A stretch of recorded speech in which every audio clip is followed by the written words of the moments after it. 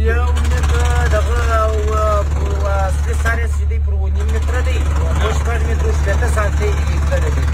9 سانتي دغه ته پاتې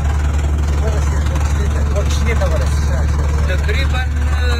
څه باندې 10 سانتي او 1 متر. دوستانو په فیسبوک کې بعضې خلک تصویرونه نشروي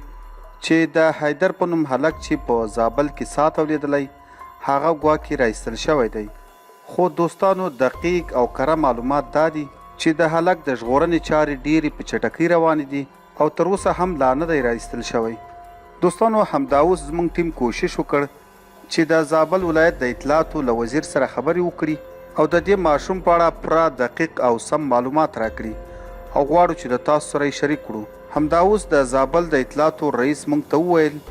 چې د هلک د ژوند او مرګ په اړه تر اوسه لا کره معلومات نشته او وایي چې موږ څه نشو ویلی چې هغه به ژوندی وي او که مړ،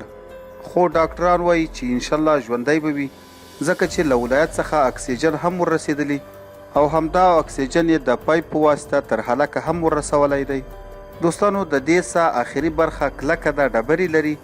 نو ځکه د هلک په رایستلو کې وخت ولګېدل. د ماشوم د ژوند او مرګ په اړه تر اوسه لا پوره او دقیق معلومات نشته.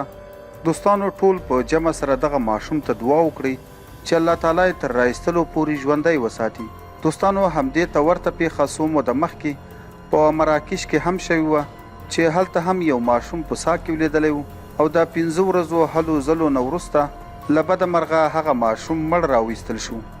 مونږ همدا اوس هم په زابل کې له هغو خلکو سره په تماس کې یو کوم چې د ماشوم د ژغورنې په هلو ځلو بوخت دي. دوستانو د نورو معلوماتو لپاره زموږ چینل سبسکرایب کړئ تر څو د دې چینل له لارې تاسو ته دقیق، پوره او کره معلومات درکړو.